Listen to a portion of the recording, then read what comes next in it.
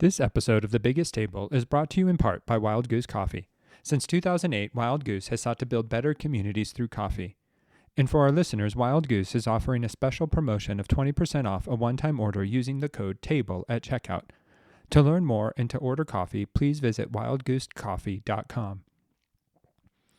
In this episode of The Biggest Table, I welcome Adrian Miller, a food writer, James Beard Award winner, and certified barbecue judge. We discuss Miller's transition from being a lawyer and policy advisor to President Clinton to becoming a renowned author on African American cuisine. Miller elaborates on the history and evolution of soul food, its cultural significance, and common misconceptions. The conversation also touches on how soul food and the Black church contribute to community building and address issues of food insecurity. Miller shares ideas on how food can foster racial reconciliation, including creating diverse dining experiences. The episode concludes with a discussion of contemporary issues in church and society, such as the patriarchy and health outcomes in the African American community. I hope you enjoy the episode.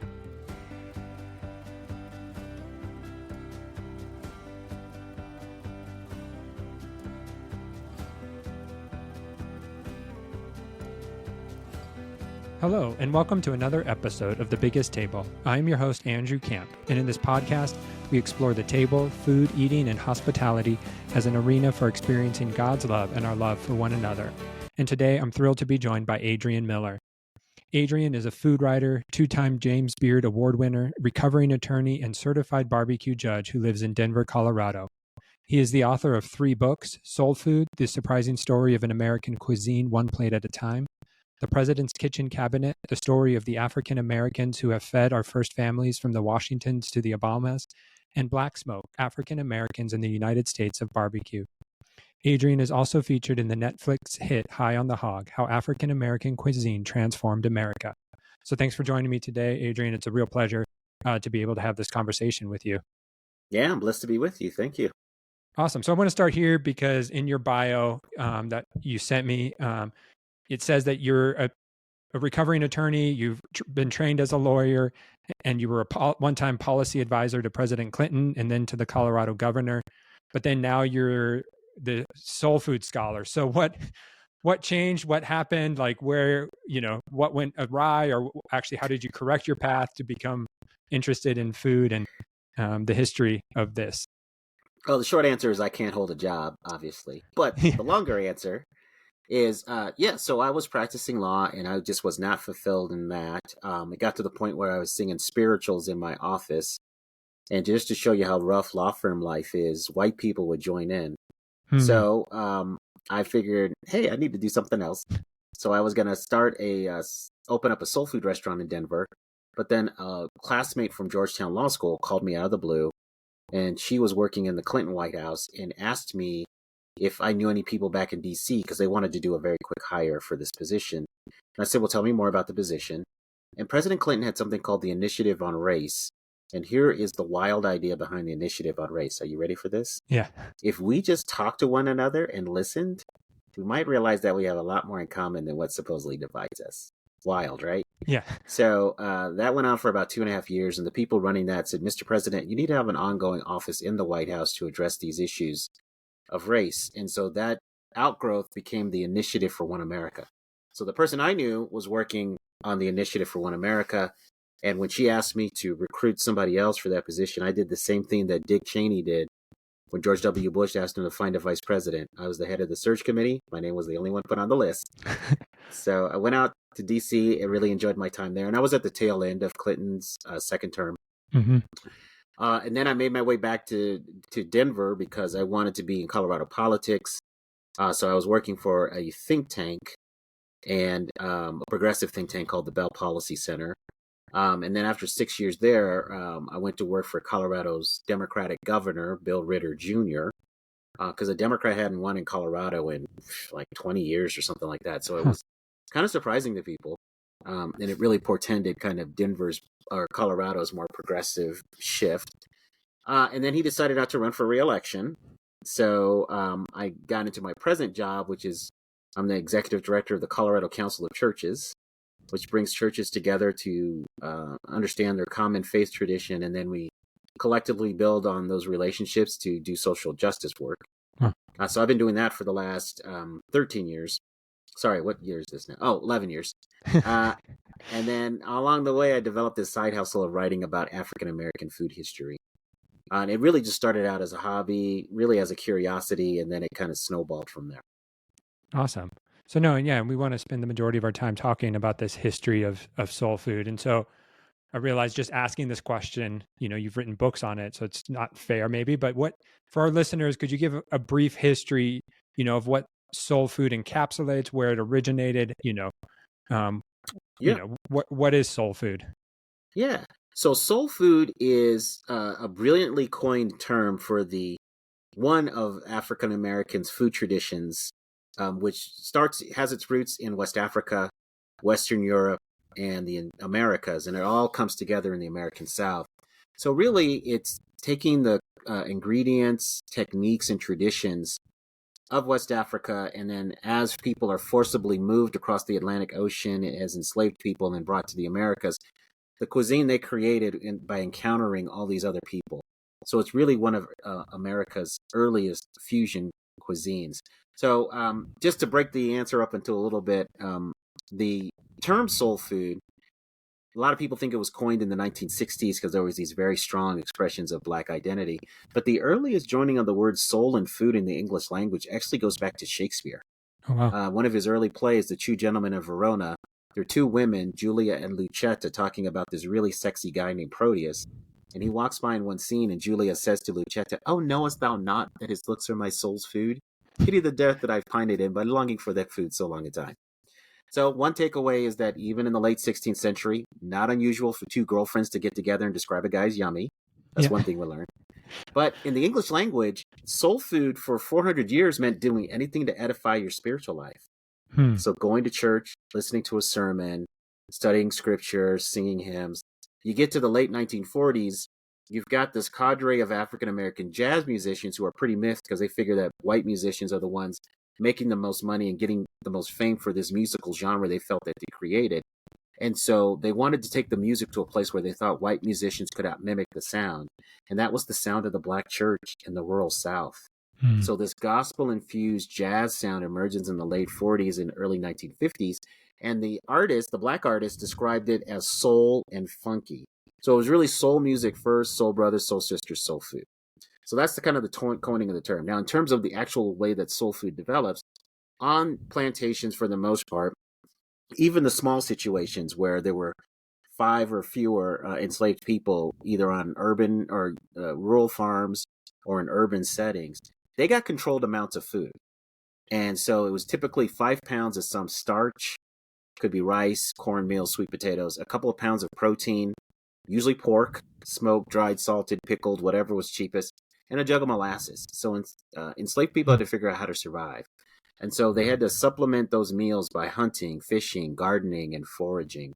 But on Sundays and on the weekends, especially, this work schedule typically slowed for enslaved people. So they usually got kind of midday Saturday to Monday morning off. Hmm. And this was the time when they could do more elaborate cooking. So the things that we often think of with soul food today, like fried, chicken or catfish or barbecue or the glorious cakes or biscuits, or because they had more time and stuff to do this. Even with that, making some of the things we think about with soul food today was not a frequent thing because enslaved people had limited access to certain ingredients like white flour, Right. white sugar, and all of these things. So all of this is coming together in the American South during slavery, but it's really shaped by kind of what enslaved people are allowed to do on their times off. So what we think of soul food today is really the special occasion food of the South Hmm. that gets taken out of the South after slavery and transplanted all across the country. So the real kind of sharp edge in my writing on this thing is for people to think about soul food as a migrant cuisine Hmm. that plays out as people move across the country. Gotcha. No, and like as you talk about that as it being a migrant, cuisine, I was looking over, and looking back over some of Michael Twitty's work. I'm not guessing you're probably familiar with Michael Twitty, but he talks about that like the old South is a place where people use food to tell themselves who they are, to tell others who they are, and to tell stories about where they've been. And Right. Yeah. I think food tells a story. And so to understand soul food as a food of movement in several ways. First, from West Africa to the Americas, and then within the American South, and then outside the American South. So you have several movements now going on. And now, because our society is so mobile, you have multiple movements happening. And so the food is changing in a lot of interesting ways. Gotcha. How are you seeing it change then? So I would say today we have several kind of trends in soul food. So there's the traditional soul food, and that's the thing that people think of. So the way that I wrote my book was I created a representative soul food meal, and I write a chapter about every part of the meal and explain what it is, how it gets on the soul food plate, what it means for the culture. So if you don't mind, I'd like to do some just like roll call of the meal and call and response. So yeah, people listening, you can say amen, you can snap your fingers, you can say preach that, brother, you can do whatever you want. All right. yeah. I'm sure my So audience who's predominantly white will have a hard time with it, as a recovering white evangelical, call and response just ain't something we're familiar with. So, but I understand. participate Yep. as we can, right? Yep. This is a liberating moment. Y'all do not have to be the frozen chosen. All right. Yep. Yep. So and you'll recognize some of these foods. So entrees, fried chicken, catfish, or some kind of fried fish. Catfish is usually the most popular one, but whiting and tilapia. Chitlins, which are not for everybody. Chitlins are basically pig intestines, either braised or stewed for a long period of time, or flash fried. Then for the side dishes, we have greens. And in soul food, the popular greens are collard, kale, mustard, turnip, and cabbage. So if you've been introduced to kale in the last 5 to 10 years, welcome to the party, because we've been eating them for about 300. Yep. And you've got black-eyed peas, candy jams, which are sweet potatoes, macaroni and cheese, some type of bread, usually cornbread, although there's plenty of wheat breads, but cornbreads I think are the most iconic in soul food. Hot sauce, and then red drink, because I believe that red Kool-Aid is the official soul food drink. And you have to understand, in soul food culture, red is a color and a flavor. So black people, we don't get caught up in calling things cherry or strawberry that has hints of cranberry. It's just red. I will say this. There's a generational shift happening. There's a lot of young people who like purple and blue. And as I wrote in my book on soul food, I do believe the children are our future, that we should teach them well and let them lead the way, but not on Kool-Aid because they're messing it up. And then for dessert, I wrote about 4: pound cake, peach cobbler, banana pudding, sweet potato pie. So that's kind of traditional soul food. Right. So in addition to that trend, we are seeing what I call down home healthy. So the idea is taking out the pork, the fat, the sugar, the salt, and creating healthy alternatives because of just health outcomes. Now, a lot of people blame soul food for the health outcomes. We can talk about that later. I think that's unfair. But that's a trend that's emerged. And then going a step further, where you're seeing a lot of creativity right now, is vegan soul food. And actually, if you go back to what enslaved people were eating on a daily basis, not on the weekends and those special occasions, it's very close to what we call vegan today. Because any protein was not served as an entree. It was really just something to flavor the vegetables. So it was a very plant forward, as we would say now, kind of diet. And then another trend is I'm seeing kind of like upscale soul food, right?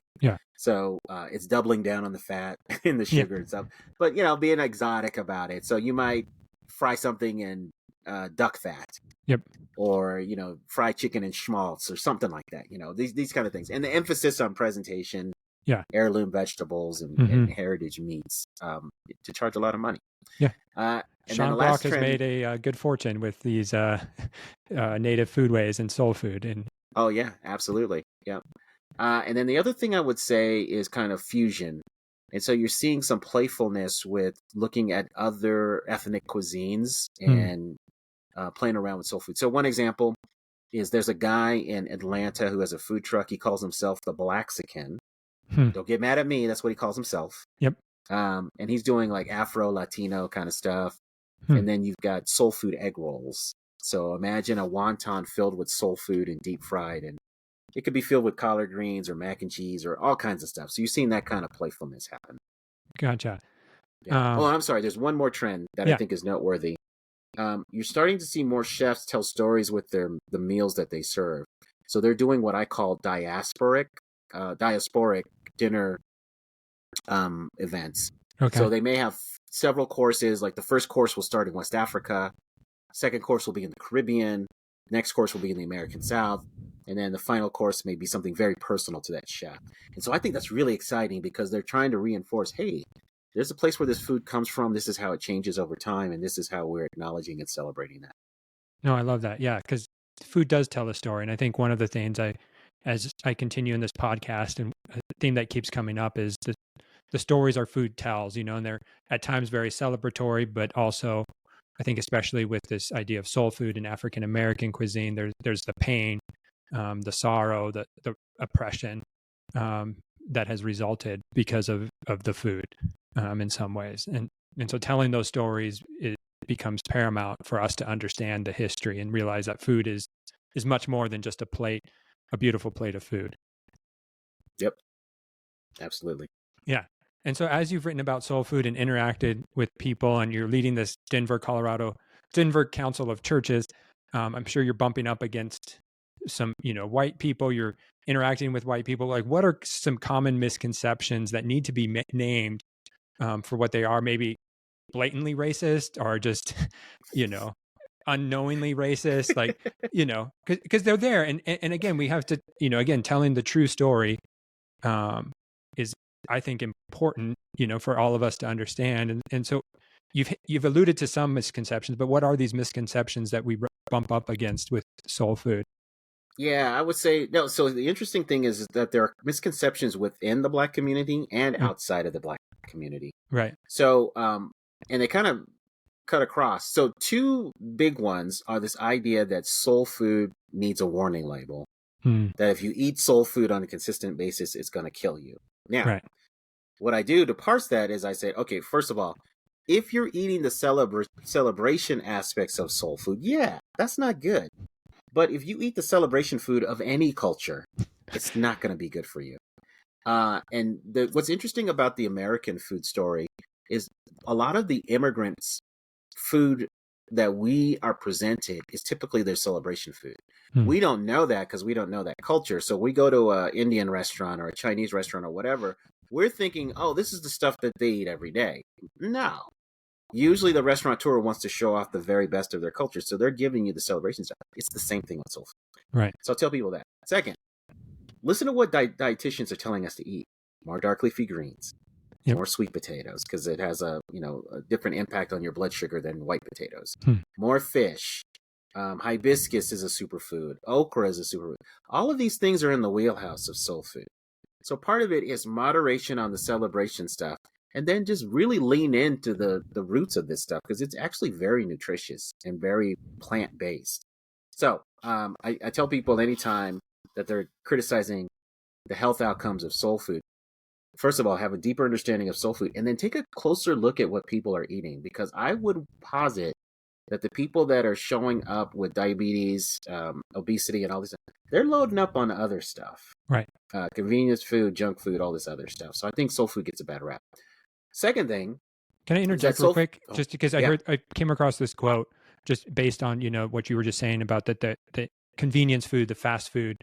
Ron Finley, who's an African-American food activist, he speaks of drive-throughs killing more people than drive-bys. And the role of food deserts in the African-American community, which, I've talked with a few other guests about, but I think that is playing more of an impact than soul food. And you and I talked about that briefly when we were connecting beforehand. Yeah. So it just really hurts me because, again, this critique is not just outside of the Black community. It's deep within the Black community. And so I've been trying to change the narrative, but man, it is hard because it's just ingrained. Another deeply ingrained narrative about soul food is that it's somehow slave food, and it's the food that white people didn't want and threw away. Now, the narrative cuts in two different ways. So one take on that narrative is very empowering, right? And you've probably heard it. Black people took the stuff that everybody didn't want and made it delicious. Right. So it's empowering, right? That's cool. But if you look at the history, a lot of this stuff that's part of soul food, white people were eating as well. So so I bought into the previous narrative of that we worked magic with the lesser parts. And there's a place where that comes from. It's really talking about the hog killing tradition, where the hams and the shoulder and all this stuff went to the smokehouse for the master. of the plantation. Everybody else got all the other stuff. But in that all the other stuff part, what I found out, and this is documented, white people are eating chitlins, Hmm. which is like, that's the iconic soul food, slave food dish. Right. And so when I found out that white people were eating the same stuff, and that dish actually goes back to medieval Europe, Hmm. and that there are high-end cookbooks in Europe that have recipes for chitlins, they call them Interesting. chitterlings, Yeah. that changes everything. And so one of the big takeaways and surprising takeaways in my journey is that if you actually look at what people are eating, pretty much people of the same socioeconomic class in a place are eating the same things. Now, Hmm. because of racism, they're not eating together. They're not at the same table, No. but they're pretty much eating the same things. And that was a light bulb moment for me because I had bought into this other narrative about our food, that soul food was wholly created for Black people. Interesting. No, I appreciate that. Um, and then we also associate the soul food with the Black church and these Black church potlucks. And so, what role does food play in the Black church? And what is it teaching the Black church? And its role within its theology. Yeah, so it's really interesting. So let's just go back to the days of slavery. And, church was one of the few places where Black people could gather and not be so heavily supervised and watched. So it was a place to really build community. So preachers figured that out. They're like, oh, maybe if I just have really good food after church, I can get people to come to church in the first place. Right. Not uncommon in the 20th and 21st centuries. And one place where this really happened was in the old school revivals that would happen in the rural, in rural areas in the South. I tell people today, y'all get antsy when church goes over an hour. Imagine going to something where there were hours and hours of preaching and you took breaks just to have that good food. So on the plantation and in urban settings, early Black Christians experienced segregation. They were welcome to come to church, but hey, nope, you can't pray at the same time as whites. You can't even sit in the same places. And so the revivals, these open air kind of religious festivals, offered a different view because the social lines were relaxed. So Black people were worshiping and freely expressing themselves outdoors with right alongside white people. Wow. And so that radical hospitality gave them a different view of what life could be like. Because for enslaved people, they were always told, hey, look, you're not going to see the good life until the afterlife. Right. So don't even think about having that here. These revivals, this experience, good food, music, freely expressing my spirituality, said, hey, maybe there's a different reality that's possible. So fast forward, you've got this space on the plantations, and then afterwards where Black people can come together. Because one thing that people don't appreciate, we city folk especially, is the isolation of rural areas.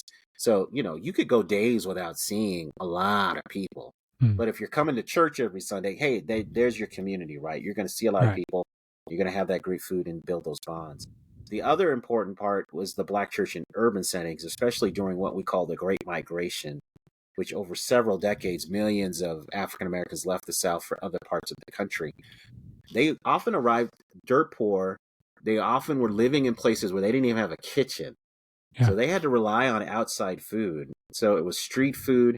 And in a lot of places, the Black church actually formed restaurants to meet the nutritional needs of people out there. And then several Black leaders, some would argue cult figures, developed huge followings because they fed people for free or at very cheap prices. People like Father Divine, Bishop Daddy Grace created a network of cafeterias, United House of Prayer for All People, which makes great food. There's several still operating today. Just Black church mothers just throwing down, man. So if you're ever in a city where you can go to one of those places, you need to go. It's usually just a lunch only kind of place. So we see all of these Black churches meeting the need, especially the hunger needs of their congregations in these very key moments. Because by design, African Americans have been, for most of our history, food insecure in this nation by design. And so the Black church was a way to kind of mitigate that. No, right. And like just so much of our society is built on the exploitive, the extractive, um, and you know, which is people have paid the price, and African Americans, the indigenous population, have paid probably maybe the biggest price, but through that, the church has always stepped up to meet the needs of the community of African Americans. Yeah. Um, Yeah. and And go ahead. oh, sorry, I didn't mean to cut you off. Nope, you're good. Oh, so I was just going to say, contemporarily, you still have churches meeting the needs, food banks, stuff like that. A lot of churches do that, meet the hunger needs of their community. But now you're starting to see Black pastors start to think about, well, how can we deal with food insecurity?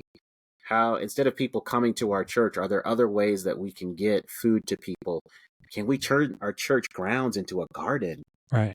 And maybe cultivate food and give it to our people? You're seeing more active ministries about health. There is a pastor in Herndon, Mississippi, who actually banned fried chicken from church functions. How this person is still leading that church and still alive, I don't know, but he pulled it off. But they're starting to see the health outcomes, and they're like, okay, really, the cure for my flock, I need to start talking about health and healthy food and other things. So you're seeing just another iteration of meeting the spiritual needs and the physical needs of people who are part of that community. No, that's awesome. And so as you then reflect, and as we think about soul food, um, what do you see its role in teaching, outside of the Black church? What can it do? What can soul food and that's hospitality and this radical provision help the white church, come to grips with, or how, yeah. Yeah.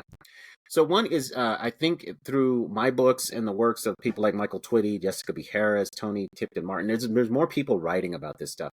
Right. So food is a way to learn about other people. I think one of the biggest problems right now is we just really don't know each other. We have a sense of each other through what we hear in the media, rumors, and all that kind of stuff. But do we really know each other?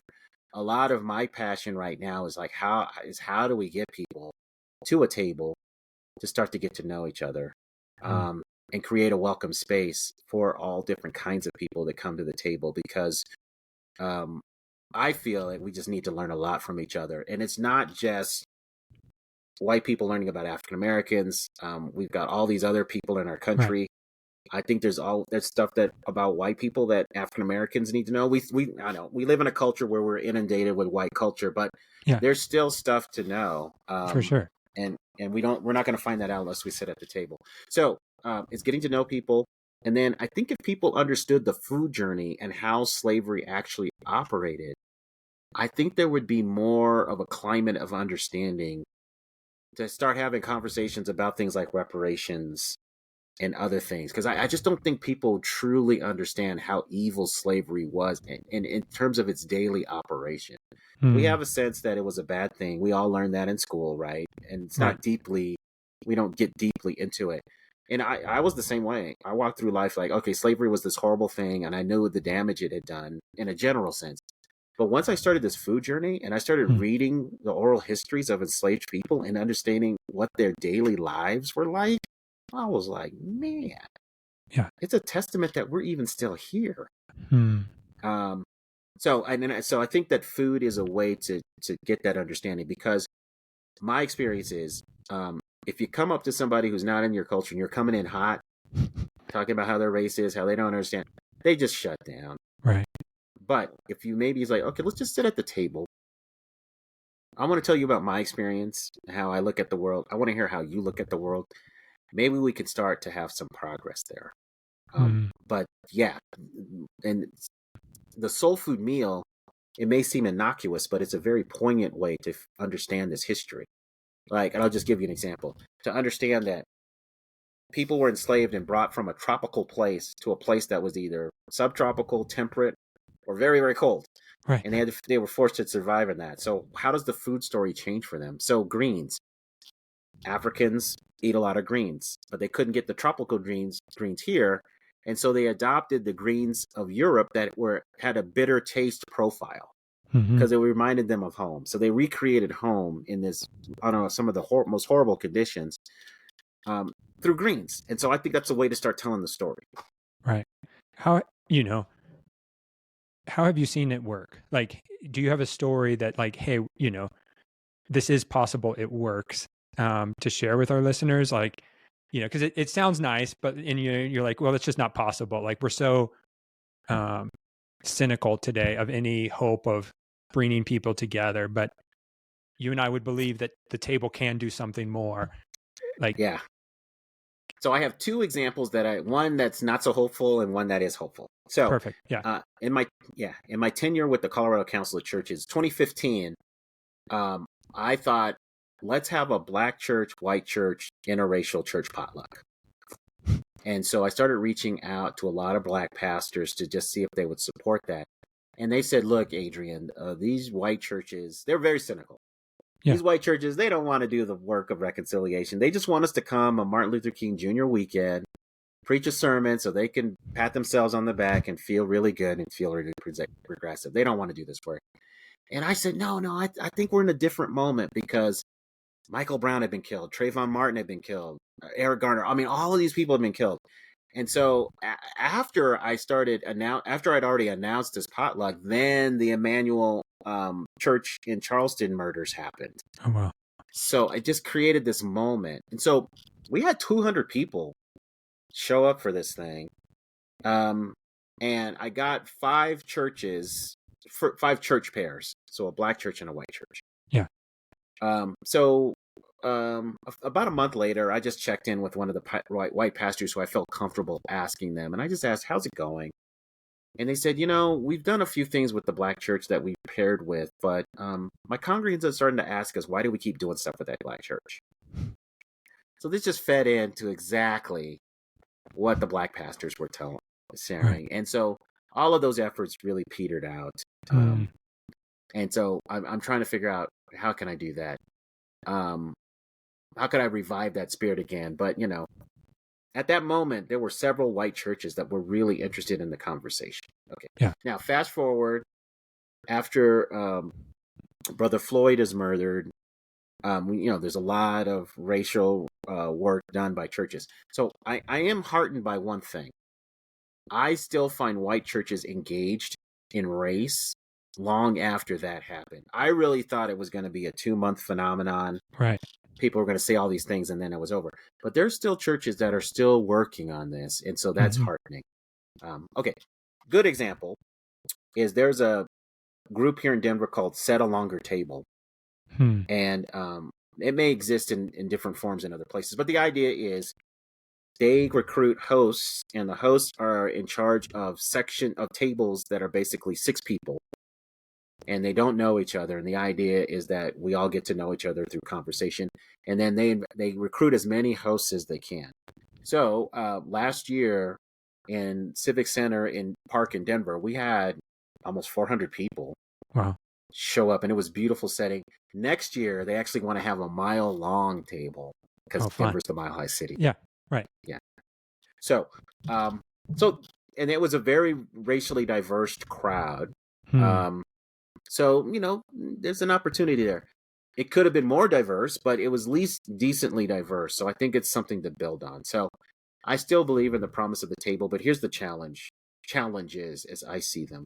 One is, how do you create that safe space so that people of different backgrounds feel welcome? The second is, how do you get that person who does not think about these things or does not want to think about these things to the table? And then the third thing that's becoming increasingly a challenge is, how do you get people of color into these spaces? Because so many people of color are like, you know what? I'm just tired of talking.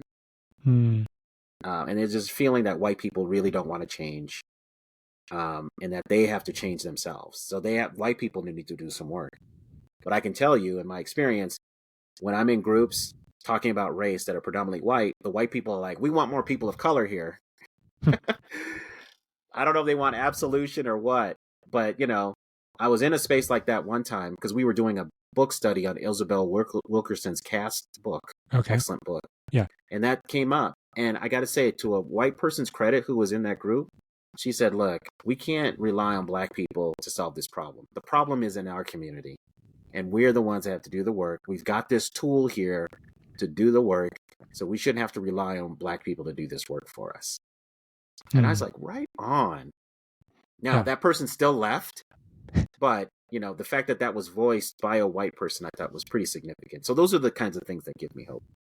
for sure. And as you think, because I love that word of, because many times, I think if we are honest, we want to have a diverse table to look good, but to do the hard work um, is another step that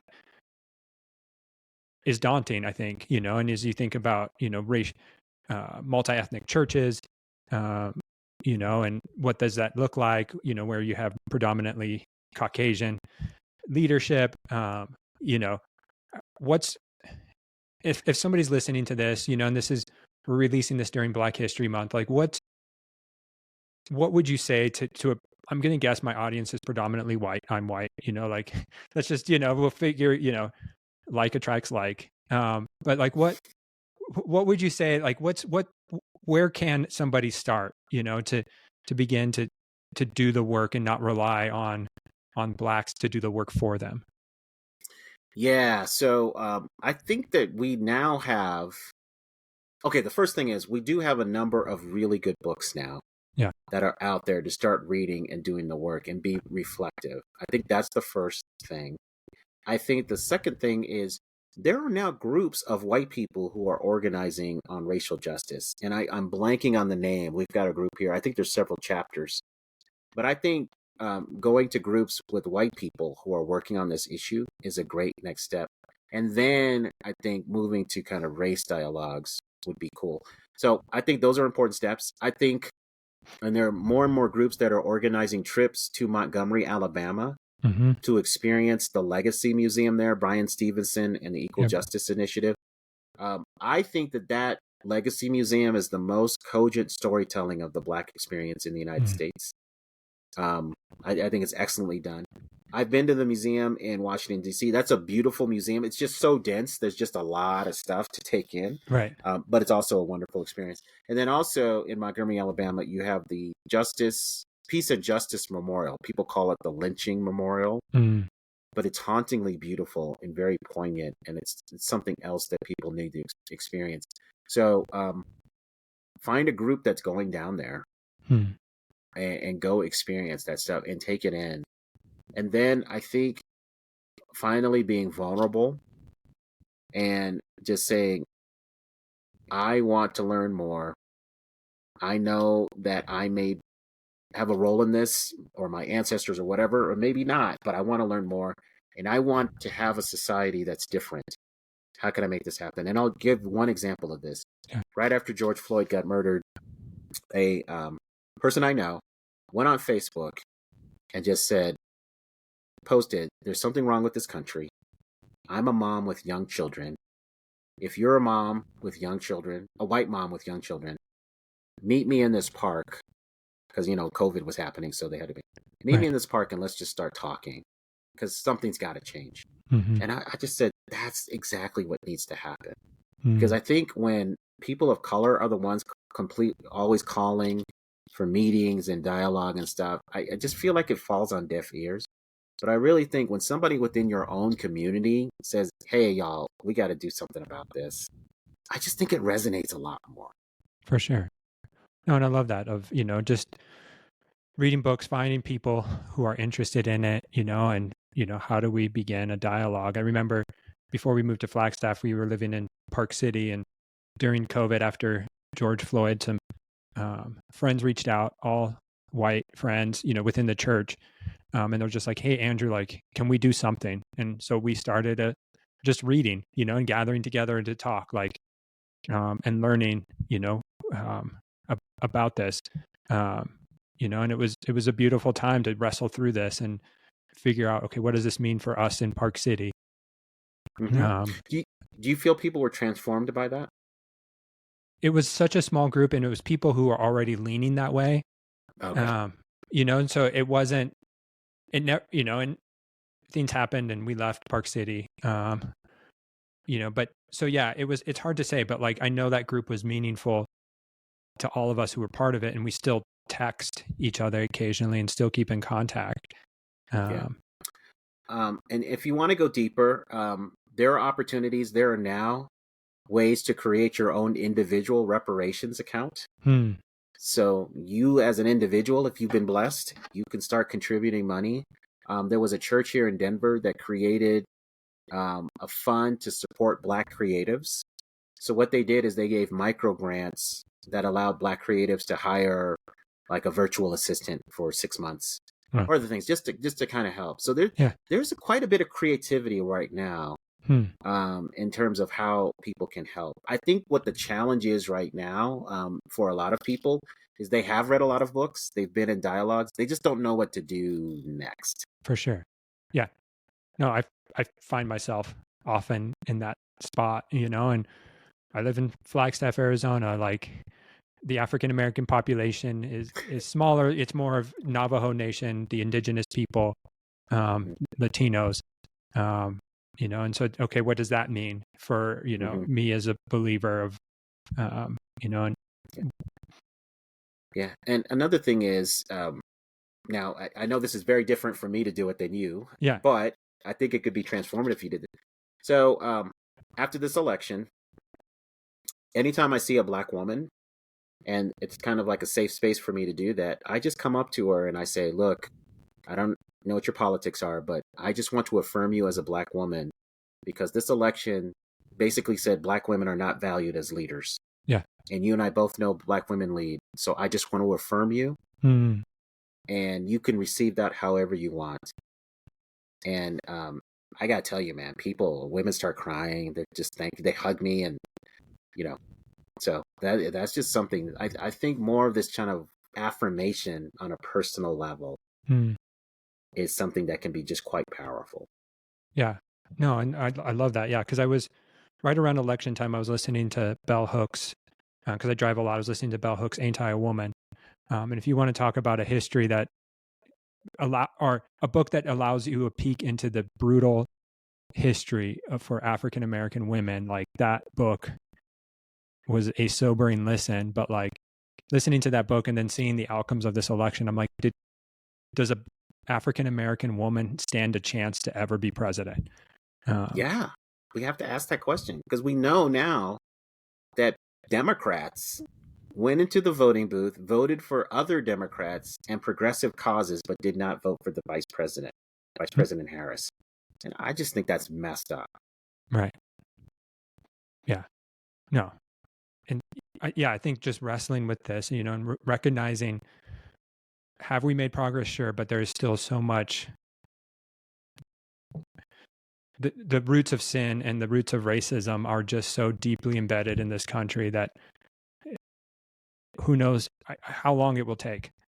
Yeah. Um, And I think that this election actually was more about patriarchy. Racism was definitely a hmm, part of it. yeah, But my own feeling is if it were a man of color, and I think it would have been closer, maybe the man would have won. right. So That's I true. think patriarchy, sexism has a lot Yeah, to do with this one. that's true. Yeah, because we have Barack, you know, Right. has, And then and in Arizona, right? Senator Gallegos yeah. won.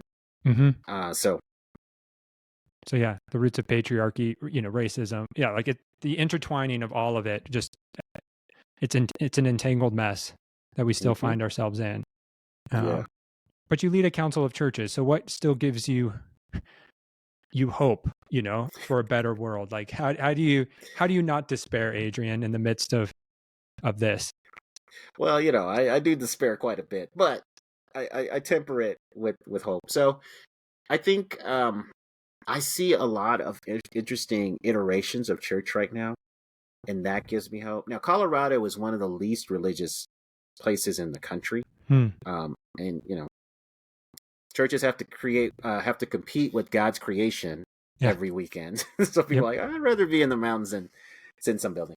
But there's a lot of interesting iterations of church. There are still loving people doing amazing things here. So I still believe in the transformational power of church. I think I'm struggling myself with just what does this current tumult mean Hmm. as we're seeing more and more people walk away from church. Um, I listen to these podcasts and books about people talking about all the reasons why they've left church, and I grieve for these people because church has been a very loving and positive force in my life, the Black church. And so being connected to a spiritual community is just something I would want for anybody. I think it's very grounding and reaffirming. And in places where, when I didn't find love in certain places in mainstream society as a Black man, I could always find love in my Black church. But I think I'm grappling with what is church going to be in 25 years? Maybe it's not about coming to this building on a set time every week and being around these people I love. So I have to wrap myself, because my church is dying. My church is like a lot of churches. Right.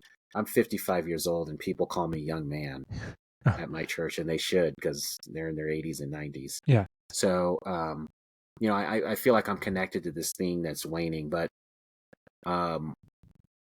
instead of waning, I'm thinking, well, maybe it's just more about transformation. And I just have to see what is church going to become. Yeah. I'm curious too, as you're yeah. talking to, the despair, but because we also have a tradition of lament, and so what role do you see lament playing? Yeah, I just, I've preached about this, and let me just say, it's not always welcomed. No, right. Yeah. But, I think we as Christians, we got to own up to the fact that we've damaged a lot of people. And there's a lot of damaged people walking around. Now, the thing that's cool is because of our faith tradition and the teachings of Christ, we could be the repairers of the breach. Right.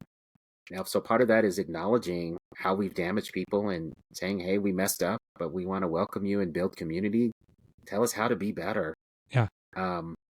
So that's one big thing that I lament. And I think, and I understand why it was like this, but just the hierarchical nature of church, I think it's just not something people are feeling today. So I lament that the church has not been able to change with the times as much. Now, the part of Christianity that I deal with at the Council of Church is the mainline denominations. Okay. I would say, just being just objective, I think the evangelical Christian community has been more nimble, especially embracing technology and other things. But I lament the slow movingness of the church to meet the needs of the day in a lot of cases.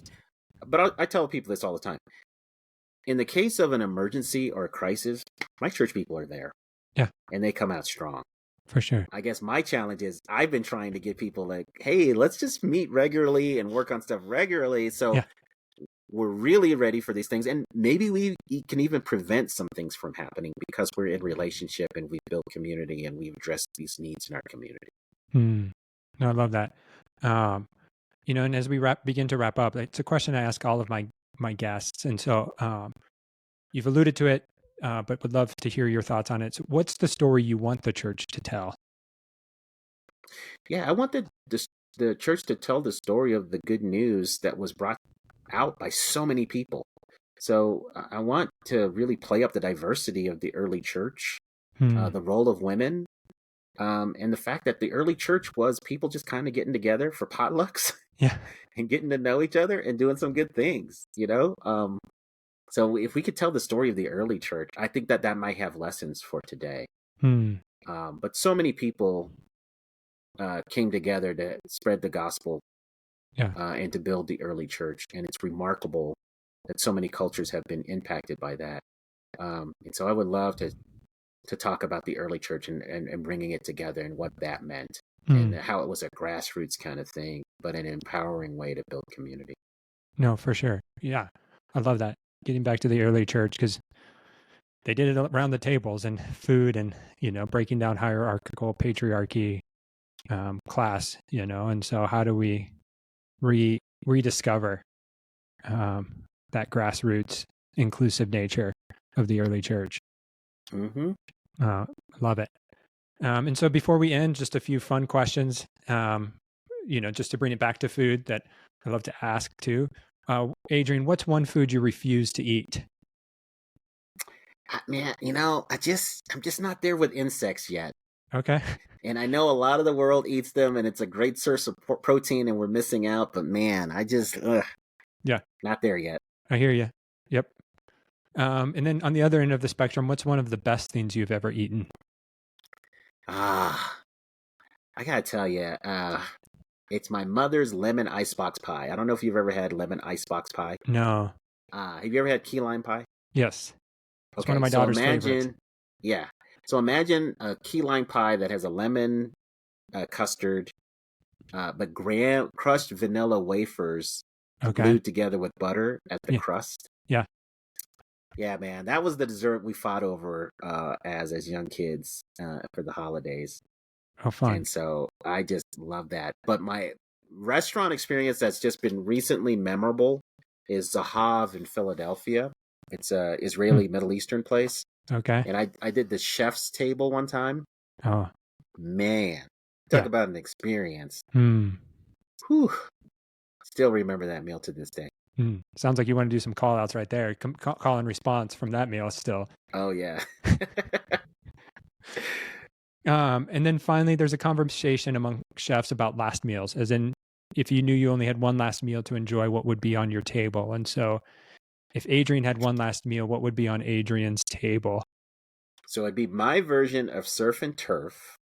So I would have some pork spare ribs, bone in, with the rib tip attached. So black pork spare ribs. Yep. And then I would have a whole fried snapper, bone in. Mm-hmm. And then I would have some mustard and turnip greens and some coleslaw, and then a big old glass of hibiscus drink. Yeah. So that would be my red drink. Yep. And then a slice of lemon icebox pie. I was going to say, there's got to be some lemon icebox pie coming at the end of that. Yes, that would be a great last meal. All of those things. I just love all of those things. But the main stars is barbecue pork spare ribs is like my favorite thing. And then I'm a big seafood fan, and I love whole bone-in fish. Nice. I love it. Yeah. When we were in Park City too, there was a Jamaican restaurant run by some friends from our church, and they did a whole snapper. And you talk, there's Jamaican food. There's some goodness in Jamaican food, from that snapper to some curries to jerk chicken. Yeah, and then oxtails. Man, Jamaicans, the way they do oxtails, transcendent. Mm-hmm. Yep. Yeah. No, agreed. Totally agree. Yes, oxtail. I think before we left from Park City, we had like a staff meeting at the church I worked at, and this Jamaican restaurant, 11 House, they catered it, and they brought some oxtails, and there's nothing like eating it, because you got to get dirty with the oxtails. There's no clean, nice way to eat those oxtails. Nope. Do you know if they're still open? Yep, they're still open. Okay. 11 House in Park City. Okay. I'm going to look it up. I've never been to Park City, but one of these days I might make it through. Yeah. No, it's another great ski resort town. They got some great food. If you ever do, let me know and I'll give you some more recommendations. But yeah, 11 House is dear friends. All right. Awesome. Well, Adrian, it's been great to have this conversation. If people want to learn more about your work and connect with you, where can they find you? So they can find me if they do Soul Food Scholar. If they just remember that and put that in their internet search, they'll find me. So that's my website, soulfoodscholar.com.